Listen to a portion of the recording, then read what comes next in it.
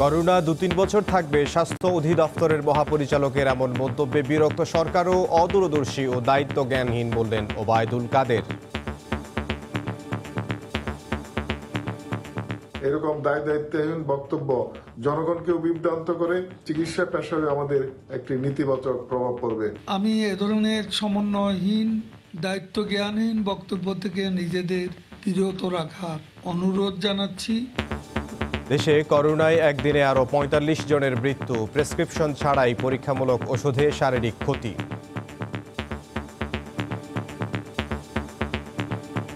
আপনার প্রেসক্রিপশন আছে কিনা, তখন বললো না, ডাক্তার আমাকে বলে দিচ্ছে। কারণ শুনি যে মার্কেট ওঠা হয়ে যাচ্ছে, পাওয়া যাবে না। অ্যান্টিবায়োটিক স্টেরয়েড কোনো ওষুধই প্রেসক্রিপশন ছাড়া দিতে হয় না, এখন আরো স্ট্রিক্ট হয়ে গেছে। দেখছিলেন প্রধান শিরোনাম, সন্ধ্যার সময় সঙ্গে আছে আমি ইমদাদুল হক। এবার অন্যান্য শীর্ষ সংবাদ। রাজধানীতে রেড জোনে বেড়েই চলেছে আক্রান্তের সংখ্যা। চট্টগ্রামে লকডাউন মানছে না কেউ। করোনায় আক্রান্ত সাবেক মন্ত্রী খন্দকার মোশাররফ, আইসিইউতে কামাল লোহানী। 2 মাসে ভাড়া পাইব, কিছু মাপ ঠাপ চাইয়া, কিছু কম টুম দিয়া যাইতে ইচ্ছে করে, তারপর এখন করোনার প্রভাবে যাইতেছি। করোনা সংকটে চাকরি হারিয়ে রাতের আঁধারে ঢাকা ছাড়ছেন অনেকে, দিতে পারছেন না বাড়ি ভাড়াও, অনিশ্চিত ভবিষ্যৎ নিয়ে শঙ্কা। কলেজে ভর্তি নিয়ে অনিশ্চয়তায় এসএসসি উত্তীর্ণরা, ভর্তি শুরুর কথা ভাবছে না বোর্ড। সমর্থন জানিয়ে জীবনের ঝুঁকি না নেয়ার পরামর্শ শিক্ষাবিদদের। এবং পানি নিষ্কাশন না হওয়ায় জলাবদ্ধতায় চরম দুর্ভোগে ডিএনডি প্রকল্প এলাকার বাসিন্দারা, ক্ষমা চাইলেন স্থানীয় এমপি। নিরসনে সেনাবাহিনীর কাজ শুরু।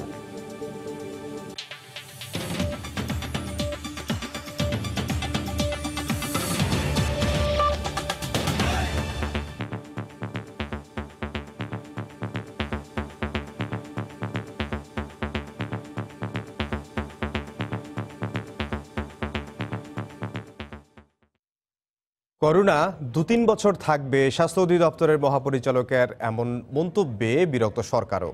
তার এই বক্তব্যকে অদূরদর্শী ও দায়িত্ব জ্ঞানহীন বললেন ওবায়দুল কাদের। এদিকে এমন বক্তব্য সাধারণ মানুষ সহ চিকিৎসকদের বিভ্রান্ত করবে বলে মত চিকিৎসক নেতাদের। অভিজ্ঞতা অনুযায়ী করোনা পরিস্থিতি ১, ২ বা ৩ মাসে শেষ হচ্ছে না, এটি ২ থেকে ৩ বছর বা তার চেয়েও বেশি দিন স্থায়ী হবে। বৈশ্বিক মহামারী করোনা নিয়ে এমন মন্তব্যের পর সামাজিক যোগাযোগ মাধ্যম সহ সর্বত্র আলোচনার কেন্দ্রবিন্দু করোনার আয়ুষ্কাল।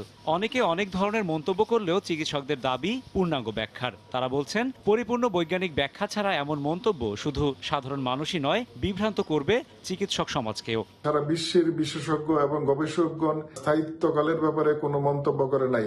WHO এখন পর্যন্ত এই ব্যাপারে কোনো মন্তব্য করে নাই। ভ্যাকসিন আবিষ্কার হলেই কেবল এর একটি সমাধান হতে পারে। এই প্রেক্ষাপটে এরকম দায়িত্বহীন বক্তব্য জনগণকেও বিভ্রান্ত করে এবং চিকিৎসা পেশায় আমাদের একটি নেতিবাচক প্রভাব পড়বে। সমাজের বিশিষ্টজনরাও সমালোচনা করেন এমন মন্তব্যের। কোন তথ্যের ভিত্তিতে তিনি এই কথাটি বললেন, বিজ্ঞানের কোন শর্তের ভিতরে এই কথাটা বললেন যে আগামী 2 বছর থাকবে, 3 বছর থাকবে, সংক্রমণের মাত্রা বাড়বে বা কমবে, এগুলি হলো সাধারণ মানুষের কথা, এটা বিশেষজ্ঞ পর্যায়ের কথা না। এদিকে সরকারের নীতি নির্ধারণী মহলেও বিষয়টি নিয়ে তৈরি হয়েছে আলোচনা সমালোচনা। আওয়ামী লীগের সাধারণ সম্পাদক ওবায়দুল কাদের বলেছেন, স্বাস্থ্য বিভাগের কোনো কর্মকর্তার অদূরদর্শী ও দায়িত্বজ্ঞানহীন বক্তব্য জনমনে তৈরি করেছে হতাশা। স্বাস্থ্য বিভাগের ঊর্ধ্বতন কোনো কর্মকর্তার করোনার আয়ুষ্কাল নিয়ে অদূরদর্শী ও কাণ্ডজ্ঞানহীন বক্তব্য জনমনে হতাশা তৈরি করছে। আমি এ ধরনের সমন্বয়হীন, দায়িত্ব জ্ঞানহীন বক্তব্য থেকে নিজেদের বিরত রাখার অনুরোধ জানাচ্ছি। এমন ধারণার সমীকরণ নিয়ে ভিন্ন মত বিশেষজ্ঞদেরও। তারা বলছেন, বিতর্ক এড়িয়ে সবথেকে গুরুত্ব দেওয়া উচিত লকডাউন বাস্তবায়নে। লাল জোন আছে, সেগুলোকে খুব অ্যাগ্রেসিভ মেজার নিয়ে তাদের সংক্রমণ কমিয়ে হলুদ এবং সবুজে নেয়া, যাতে করে বাংলাদেশে করোনার যে প্রভাবটা সেটা যেন সীমিত থাকে। করোনা প্রাদুর্ভাবের এই পর্যায়ে এসে আক্রান্ত রোগীর সংখ্যা ছাপিয়েছে 1 লাখেরও বেশি। রাশেদ বাপ্পি, সময় সংবাদ, ঢাকা। হালনাগাদ করা সবশেষ 24 ঘন্টায় নমুনা সংগ্রহ ও পরীক্ষা দুটোই 1000 করে কমেছে। এতে এ সময়ে নতুন কোভিড-19 রোগী শনাক্ত হয়েছে কম। একই সময়ে নতুন ৪৫ জনকে নিয়ে দেশে কোভিডে মৃতের সংখ্যা দাঁড়িয়েছে ১,৩৮৮ জনে। স্বাস্থ্য অধিদপ্তরের নিয়মিত স্বাস্থ্য বুলেটিনে বিশ্লেষণ করে এ চিত্র পাওয়া গেছে। আগের দিনের তুলনায় ৮০০-র বেশি লোক করোনা জয় করেছে, যা শতাংশের হিসেবে প্রায় ২৯ ভাগ বেশি। ২৪ ঘন্টায় যোগ হওয়া ২,৭৮১ জনকে নিয়ে দেশে এ রোগে সুস্থ লোকের সংখ্যা দাঁড়িয়েছে প্রায় ৪৩,০০০-এ। তাতে শনাক্তের বিচারে সুস্থতার হার কিছুটা বেড়ে হয়েছে প্রায় ৪১%। আগের দিনের চেয়ে ৭ জন বেশি মারা যাওয়ায় ২৪ ঘন্টায় মৃত্যুর হার বেড়েছে ১৫%-এর বেশি। নতুন ৪৫ জনকে নিয়ে দেশে কোভিডে মৃতের সংখ্যা দাঁড়িয়েছে ১,৩৮৮ জনে। এতে শনাক্তের বিবেচনায় মৃত্যুর হার কিছুটা বেড়ে হয়েছে ১.৩২। যারা মৃত্যুবরণ করেছেন তাদের মধ্যে পুরুষ ৩২ জন, নারী ১৩ জন। বয়স বিভাজনে ১১ থেকে ২০ বছরের ১ জন, ২১ থেকে ৩০ ৩ জন, ৩১ থেকে ৪০ বছর ৪ জন, ৪১ থেকে ৫০ ১০ জন, ৫১ থেকে ৬০ বছর ৯ জন, ৬১ থেকে ৭০ ১১ জন, ৭১ থেকে ৮০ বছরের ৪ জন এবং ৮১ থেকে ৯০ বছরের ৩ জন। সবশেষ ২৪ ঘন্টায় নমুনা সংগ্রহ ও পরীক্ষা ১,০০০-এর বেশি কমেছে। ১০৮ কমে এ সময়ে নতুন শনাক্ত হয়েছে ৩,২৪৩ জন কোভিড রোগী। তাতে প্রায় ২% কমে শনাক্তের হার হয়েছে ২১.৫৬। মাস্ক পরি, বারবার সাবান পানি দিয়ে ২০ সেকেন্ড ধরে হাত ধুই এবং সামাজিক দূরত্ব বজায় রাখি। সবশেষ ২৪ ঘন্টায় বাসায় মারা গেছেন ১৪ জন। ধন্যবাদ। আসসালামু আলাইকুম। ওমর ফারুক, সময় সংবাদ, ঢাকা।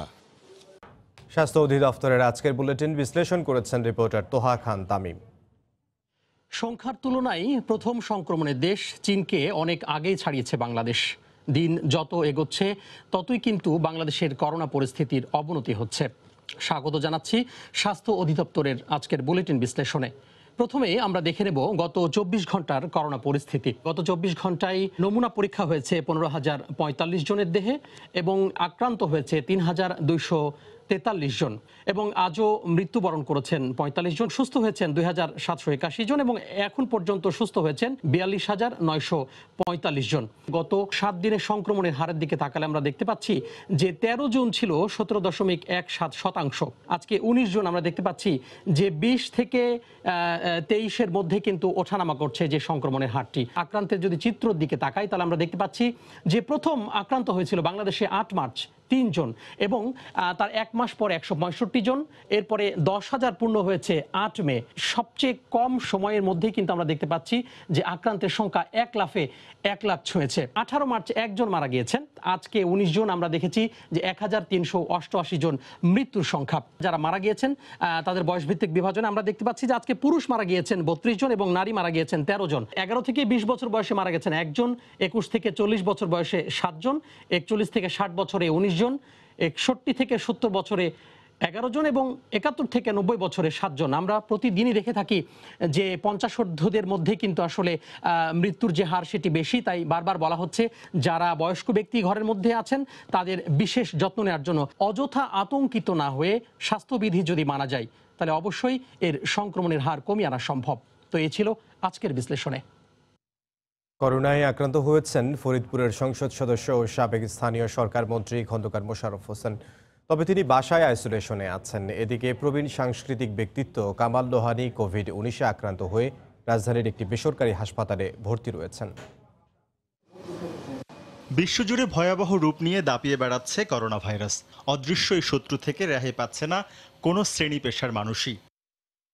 প্রবীণ সাংস্কৃতিক ব্যক্তিত্ব কামাল লোহানীকে ১৭ জুন অসুস্থ অবস্থায় ভর্তি করা হয় রাজধানীর একটি বেসরকারি হাসপাতালে। করোনা টেস্টের ফলাফল পজিটিভ এসেছে তার। শারীরিক অবস্থা অবনতি হয় তাকে শেখ রাসেল গ্যাস্ট্রো-লিভার হাসপাতালে আইসিইউতে রাখা হয়েছে। আবার তো সকালে পজিটিভ ধরা পড়েছে করোনা। তো তারপরে চেষ্টা চরিত্র করে এমএসি ভর্তি করা সম্ভব হয়নি, পরে শেখ রাসেল গ্যাস্ট্রো-লিভার ইনস্টিটিউটে ভর্তি করা হয়েছে, ওখানে আইসিইউতে আছেন উনি। আওয়ামী লীগের সভাপতি মণ্ডলীর সদস্য ও সাবেক স্বরাষ্ট্রমন্ত্রী সাহারা খাতুন অসুস্থ অবস্থায় ২রা জুন থেকে রয়েছেন রাজধানীর ইউনাইটেড হাসপাতালে।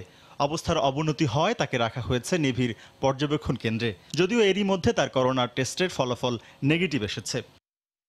ফরিদপুর ৩ আসনের সংসদ সদস্য ও সাবেক এলজিআরডি মন্ত্রী ইঞ্জিনিয়ার খন্দকার মোশাররফ হোসেন করোনা ভাইরাসে আক্রান্ত হয়েছেন। শারীরিকভাবে সুস্থ থাকায় নিয়ম মেনে বাসায় চিকিৎসা নিচ্ছেন তিনি। সরকারের মুক্তিযুদ্ধ বিষয়ক মন্ত্রী আকম মোজাম্মেল হক, সস্ত্রীক বাণিজ্য মন্ত্রী টিপু মুন্সি, পার্বত্য চট্টগ্রাম বিষয়ক মন্ত্রী সহ আরও বেশ কয়েকজন সংসদ সদস্য করোনায় আক্রান্ত হয়ে হাসপাতালে ও বাসায় চিকিৎসা নিচ্ছেন। তরিকুল ইসলাম সৌরভ, সময় সংবাদ, ঢাকা। করোনা রোগে পরীক্ষামূলক ওষুধগুলো কোনো প্রেসক্রিপশন ছাড়াই দেদারসে বিক্রি হচ্ছে দেশের বিভিন্ন ফার্মেসিতে।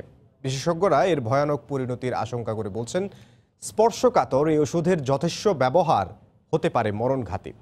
এভাবে ওষুধ বিক্রি বেড়ে যাওয়ার পর এখন দায় সারা উত্তর দিয়ে ওষুধ প্রশাসন বলছে প্রেসক্রিপশন ছাড়া কোনো ওষুধ বেচা কেনা নয়। আজহার লিমনের রিপোর্ট, ছবি তুলেছেন এসএম সালাউদ্দিন। ওরাডেক্সন, ডেক্সানেক্স, ডেকাসন কিংবা রোক্সাডেক্স এসব নামেই বাজারে প্রচলিত সংকটাপন্ন পরিস্থিতিতে ব্যবহৃত স্টেরয়েড ডেক্সামেথাসন। করোনা চিকিৎসায় এই ওষুধ কার্যকর এমন খবরের পরই হঠাৎই এর চাহিদা বেড়েছে। এ বিষয়ে খোঁজ নিতেই সরেজমিনে বিভিন্ন ওষুধের দোকানে সময় সংবাদ। ভাই ডেক্সামেথাসন পাওয়া যায়? না, এখন পাওয়া যায় না। ওটা কি শেষ হয়ে গেছে? ওরাডেক্সন 2 দিন পাতা ছিল, ওইটা কালকে শেষ হয়ে গেছে। তারপর আজকে অর্ডার দিয়েছি বিকেলে আসবে। সংকট ও অস্বাভাবিক চাহিদার কথা বললেও বেশিরভাগ ক্ষেত্রেই কোনো ব্যবস্থাপত্র চায়নি ফার্মেসিগুলো। তবে দু একজন সচেতন বিক্রেতাও আছে এর মধ্যে। একজন লোকে বলতেছে ডেকাসনকে ফুরিয়ে গেছে। আমি বললাম যে না, আপনার প্রেসক্রিপশন আছে কিনা? তখন বললো না, ডাক্তার আমাকে বলে দিছে। বিক্রেতারা বলছেন, সংগ্রহকালে নানা অজুহাত দেখান ক্রেতারা। রাখার জন্য, কারণ শুনে যে মার্কেট ওদা হয়ে যাচ্ছে, পাওয়া যাবে না। প্রেসক্রিপশন দেখে আমি ওনাকে দিয়েছি, নাহলে আমি তো ভাবতাম যে প্রেসক্রিপশন না হলে তো আমি তো দিতাম। কোনো প্রতিষেধক আবিষ্কৃত না হয় বিশ্বব্যাপী করোনা রোগীদের উপর নানা ধরনের ওষুধ প্রয়োগ করা হচ্ছে। এর মধ্যে রয়েছে অ্যান্টিবায়োটিক, স্টেরয়েড, অ্যান্টিভাইরাল সহ প্রায় 60 ধরনের ওষুধ। কিন্তু পরীক্ষামূলকভাবে ব্যবহৃত এসব ওষুধের সফলতা সম্পর্কে পুরোপুরি নিশ্চিত না হয়ে ফার্মেসিগুলো থেকে তা সংগ্রহ করার যে হিড়িক, তাতে কতটা শঙ্কা দেখছেন চিকিৎসকেরা। এটা মাইল্ড মডারেট কেসে এবং ডাক্তারদের পরামর্শ ছাড়া নিলে ভয়ঙ্কর হতে পারে। এটা স্টেরয়েড, এটা সহজ ওষুধ নয়। ডায়াবেটিক কিটোসিস হয়ে গ্যাস্ট্রিক আলসার রোগীদের ক্ষেত্রে পেট ফুটা বা পারফোরেশন হয়ে এবং ইনফেকশন ছড়িয়ে গিয়ে অনেক সময় সেপ্টিসিমামে মৃত্যুর কারণ হয়ে দেখা দিতে পারে। ওষুধ প্রশাসন বলছে, স্পর্শকাতর এসব ওষুধ বেচা কেনায় কঠোর নজরদারি করা হবে এখন থেকেই। অ্যান্টিবায়োটিক, স্টেরয়েড কোনো ওষুধই প্রেসক্রিপশন ছাড়া বিক্রি হয় না। এখন আরো স্ট্রিক্ট হয়ে গেছে। কোভিড মোকাবেলায় কাজ করে এমন ধারণা থেকে চাহিদা বেড়েছে অ্যাজমা ও শ্বাসকষ্টে ব্যবহৃত ওষুধগুলো। আজহার লিমন, সময় সংবাদ, ঢাকা। কলেজে ভর্তি নিয়ে অনিশ্চয়তায় সদ্য এসএসসি উত্তীর্ণ শিক্ষার্থী ও অভিভাবকরা। এ বিষয়ে জানতে চাইলে ঢাকা শিক্ষা বোর্ডের চেয়ারম্যান জানান, ভর্তি শুরুর কথা ভাবছে না বোর্ড। একমত পোষণ করে শিক্ষাবিদরা বলছেন, পরিস্থিতি বিবেচনা করে শিক্ষার্থীদের আগে সুস্থ থাকাটা জরুরি। পিঙ্কি আক্তারের রিপোর্ট। স্বাস্থ্য নাকি শিক্ষা, দুটোর মাঝে এখন বেঁচে থাকাটাকে গুরুত্বপূর্ণ বলে মনে করছেন সবাই। বৈশ্বিক মহামারী করোনা সারা বিশ্বে প্রতিদিন কেড়ে নিচ্ছে শত শত প্রাণ। এ অবস্থায় গত 17 মার্চ থেকে সারা দেশে বন্ধ ঘোষণা করা হয় সব শিক্ষা প্রতিষ্ঠান। প্রতি বছর এসএসসি পরীক্ষার ফল প্রকাশের এক সপ্তাহ পর শুরু হয় কলেজ ভর্তি প্রক্রিয়া। তবে এবছর তার ব্যতিক্রম। দীর্ঘদিন অপেক্ষার পর এসএসসি পরীক্ষার ফল মিললেও এখন কলেজ ভর্তি নিয়ে কিছুটা উদ্বিগ্ন সদ্য পাশ করা শিক্ষার্থীরা। তবে সন্তানের ভালো থাকাটাই মুখ্য বলে মনে করছেন অভিভাবকরা। ভর্তি কবে হবে বা ক্লাস কবে শুরু হবে এ নিয়ে অনিশ্চয়তা এখন দেখা যাচ্ছে, তাই সেশন জটেরও কিছুটা সম্ভাবনা এখন দেখা দিচ্ছে। এমন এক সিচুয়েশনের মধ্যে আছে আমরা যে আসলে কিছু হচ্ছে না, এর মধ্যে সংশ্লিষ্ট কর্তৃপক্ষেরও কোনো আমরা আসলে এখনো দিক নির্দেশনা পাচ্ছি না। এবছর পরীক্ষায় পাশ করেছে প্রায় 17 লাখ শিক্ষার্থী, আর সারা দেশে আসন সংখ্যা রয়েছে 29 লাখ। করোনা পরিস্থিতি স্বাভাবিক হওয়ার 20 দিন পরই কলেজ ভর্তি শুরু হবে বলে জানালেন ঢাকা শিক্ষা বোর্ডের চেয়ারম্যান। আমরা মনে করি যে আমাদের যেভাবে আমরা কাজটি তৈরি করে রেখেছি তাতে পরিস্থিতি স্বাভাবিক হওয়ার 20 দিনের মধ্যেই আমরা ভর্তি কার্যক্রমটি শুরু করতে পারবো। ঐচ্ছিক যে ছুটিগুলি আছে সেই ছুটিগুলি কিন্তু আমরা সমন্বয় করে দিতে পারবো। এই সমন্বয় করলে আমাদের যদি 2 মাস কিংবা 3 মাস দেরিও হয় তাহলেও শিক্ষার্থীরা ক্ষতিগ্রস্ত হবে না। শিক্ষার্থীদের দুশ্চিন্তাগ্রস্ত না হয়ে নিজেদের প্রতি যত্নবান ও পাঠ্য বইয়ে মনোযোগী হওয়ার পরামর্শ দেন বিশেষজ্ঞরা। স্বাস্থ্য ঝুঁকিটাকে প্রথমে গুরুত্ব দিতে হবে। বাচ্চারা যে যার মতো করে কাজ করছে সেভাবে কাজে নামতে হবে, পড়াশোনায় নামতে হবে। করোনার কারণে সাধারণ ছুটি দফায় দফায় বাড়িয়ে 6 আগস্ট পর্যন্ত করা হয়েছে। পিঙ্কি আক্তার, সময় সংবাদ, ঢাকা। করোনায় নারায়ণগঞ্জে ডিএনডি প্রকল্প এলাকায় পানি নিষ্কাশনের কাজ বন্ধ থাকায় এলাকাবাসীর দুর্ভোগের জন্য ক্ষমা চাইলেন সংসদ সদস্য শামীম ওসমান। দুর্ভোগ নিরসনে আজই সেনাবাহিনীর উচ্চ ক্ষমতা সম্পন্ন 2টি পাম্প দিয়ে চলছে পানি নিষ্কাশনের কাজ। এমন উদ্যোগকে স্বাগত জানিয়েছেন দুর্ভোগে থাকা এলাকাবাসী। গত কয়েকদিনের টানা বৃষ্টিতে নারায়ণগঞ্জের ডিএনডি বাঁধের ভেতর সহ বিভিন্ন এলাকায় সৃষ্টি হয় ব্যাপক জলাবদ্ধতা। পানিতে তলিয়ে যায় বাড়িঘর, রাস্তাঘাট, শিল্প কারখানা সহ বিভিন্ন স্থাপনা। কোথাও হাঁটু থেকে কোমর পানি পর্যন্ত পেরিয়ে চলাচল করতে হয় এসব এলাকার বাসিন্দাদের। এবার জনদুর্ভোগ কমাতে পানি নিষ্কাশনের দায়িত্ব নিল সেনাবাহিনী। শুক্রবার বিকেলে শহরের রাইফেল ক্লাবে সংবাদ সম্মেলন করেন স্থানীয় সংসদ সদস্য AKM শামীম ওসমান। এরপরেই কাজ শুরু করেন সেনা সদস্যরা। পুরো এলাকায় যখন পানির তলে কেউ যদি থুতু ফেলে, সেটা তো পানি দ্বারা প্রবাহিত হতে পারে এবং ডিজাস্টার হয়ে যেতে পারে। ওনারা মাঠ লেভেলে নেমে গেছেন এবং আমি আশা করি ইনশাল্লাহ যে আল্লাহর হুকুমে যে ওনারা সাকসেসফুল হবেন। ডিএনডির জলাবদ্ধতার বিষয়ে এলাকাবাসীর কাছে ক্ষমা চেয়ে শামীম ওসমান জানান, ডিএনডির উন্নয়ন প্রকল্পের জন্য আর্থিক বরাদ্দের ব্যাপারে প্রধানমন্ত্রীর দপ্তরে যোগাযোগ চলছে। আল্লাহ যদি মৃত্যু হয় তাহলে আগেই ক্ষমা চেয়ে নিচ্ছি।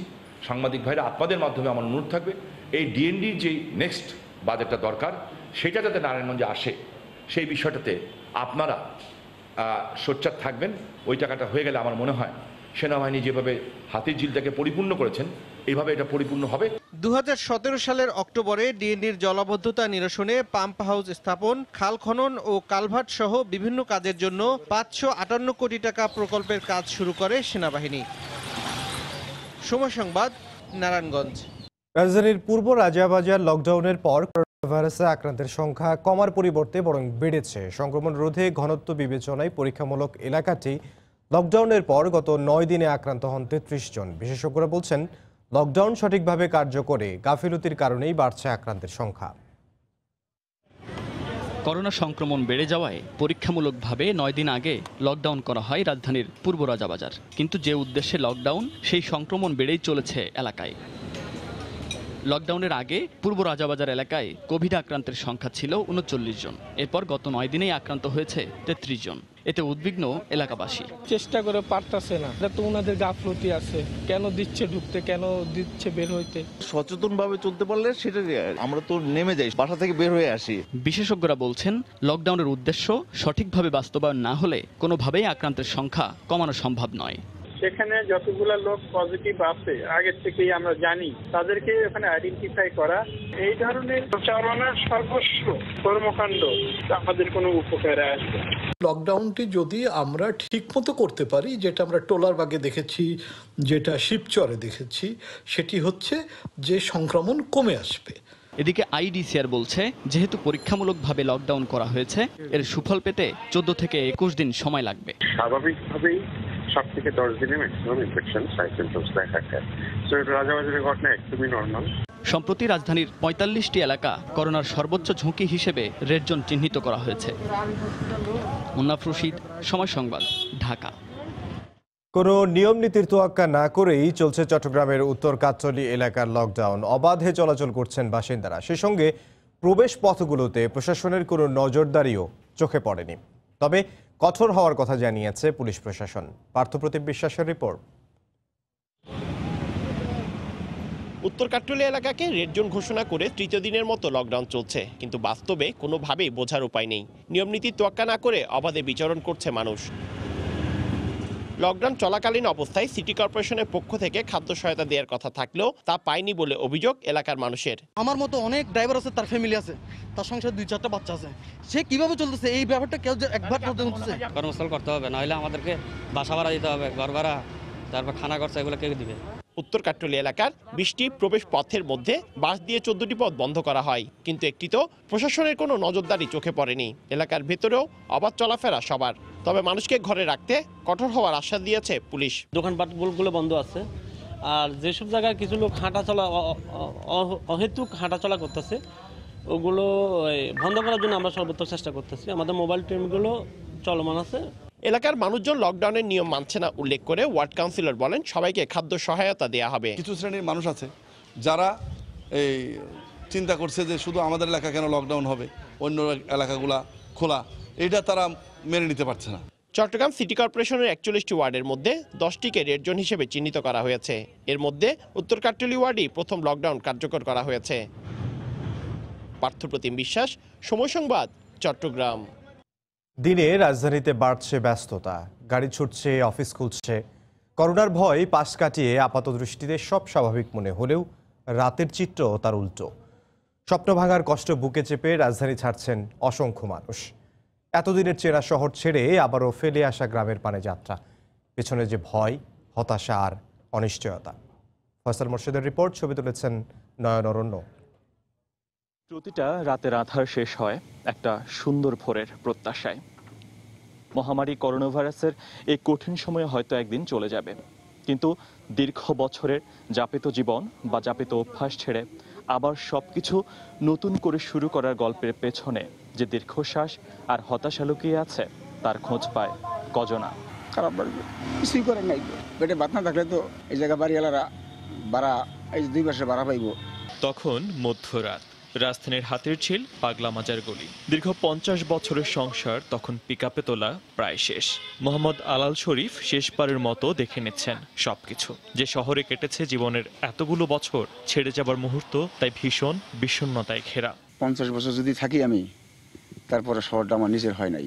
মহামারী করোনা ভাইরাস, জীবনে যার প্রভাব ভয়ঙ্করতম, কিন্তু জীবিকায় তার প্রভাব কম কিসে। করোনার ভয়াল থাবায় বিপর্যস্ত তাই মধ্যবিত্ত, নিম্ন মধ্যবিত্তরাও। কেউ চাকরি হারিয়েছেন, কেউ বা বেতন পাচ্ছেন অর্ধেকেরও কম। তাই বাধ্য হয়েই অনিশ্চিত ভবিষ্যৎ জেনেও গ্রামে ছুটছেন অনেকেই। মেয়ে বছর এসএসসি পরীক্ষা দিতে পাশ করছে, ওর ইচ্ছা ছিল যে জন্ম ঢাকায় সবকিছু করব। এখন তো পারতে আসি না। বাড়িতে গেলে ওই ঘর ভাড়ার টাকাটা দিয়েও তো নিজেরা চলতে পারবে। প্রভাব পড়েছে ক্ষুদ্র ব্যবসায়ীদের জীবিকায়ও। দীর্ঘদিনেও পরিস্থিতি স্বাভাবিক না হওয়ায় গ্রামের পানে মানুষ। খুব মায়া লাগতেছে এবং যাইতে ইচ্ছে করে না, তারপর এখন করোনার প্রভাবে যাইতেছি। ভাড়া দিতে না পারায় বাসা ছাড়ছেন ভাড়াটিয়ারা। তার প্রভাবও কি কম পড়ছে যাদের ভাড়ার টাকায় সংসার চলে? ভাড়া হচ্ছে না, ভাড়াটিয়ারা আসে না এখন। অনেকে দেশে চলে যেতেছে, ভাড়া দিতে পারতেছে না, ব্যবসা বাণিজ্য সমস্যা। করোনা উত্তর পৃথিবী হয়তো আবারও সুন্দর হবে, হয়তো পুনরায় নতুন করে বাঁচবে মানুষ। কিন্তু জীবনের এই বেলায় হঠাৎ পাওয়া ধাক্কা সামলে একদিন ঠিকই ঘুরে দাঁড়াবেন সবাই। আশা করাই যায়, কারণ আশায় বাঁচে মানুষ। ফয়সাল মোর্শেদ, সময় সংবাদ, ঢাকা। এ পর্যায়ে শীর্ষ সংবাদ জানিয়ে দিচ্ছে আরেকবার। করোনা 2-3 বছর থাকবে, স্বাস্থ্য অধিদপ্তরের মহাপরিচালকের এমন মন্তব্যে বিরক্ত সরকারও অদূরদর্শী ও দায়িত্ব জ্ঞানহীন বললেন ওবায়দুল কাদের। দেশে করোনায় একদিনে আরো 45 জনের মৃত্যু, নতুন শনাক্ত 3200। প্রেসক্রিপশন ছাড়া পরীক্ষামূলক ওষুধে শারীরিক ক্ষতি। এই 2 মাসে ভাড়া পাইব, কিছু মাপ ঠাপ চাইয়া, কিছু কম টুম দেয়া যাইতে ইচ্ছে করে না, তারপর এখন করোনার প্রভাবে যাইতেছি। করোনা সংকটে চাকরি হারিয়ে রাতের আঁধারে ঢাকা ছাড়ছেন অনেকে, দিতে পারছেন না বাড়ি ভাড়াও। অনিশ্চিত ভবিষ্যৎ নিয়ে শঙ্কা। কলেজে ভর্তি নিয়ে অনিশ্চয়তায় এসএসসি উত্তীর্ণরা। ভর্তি শুরুর কথা ভাবছে না বোর্ড, সমর্থন জানিয়ে জীবনের ঝুঁকি না নেওয়ার পরামর্শ শিক্ষাবিদদের। এবং পানি নিষ্কাশন না হওয়ায় জলাবদ্ধতায় চরম দুর্ভোগে ডিএনজি প্রকল্প এলাকার বাসিন্দারা। ক্ষমা চাইলেন স্থানীয় এমপি, নিরসনে সেনাবাহিনীর কাজ শুরু। এই ছিল সন্ধ্যার সময়ে। আপনার মোবাইলে সময় সংবাদ দেখতেও সব খবর পেতে ডাউনলোড করুন সময় অ্যাপ আর সঙ্গে থাকুন সময়।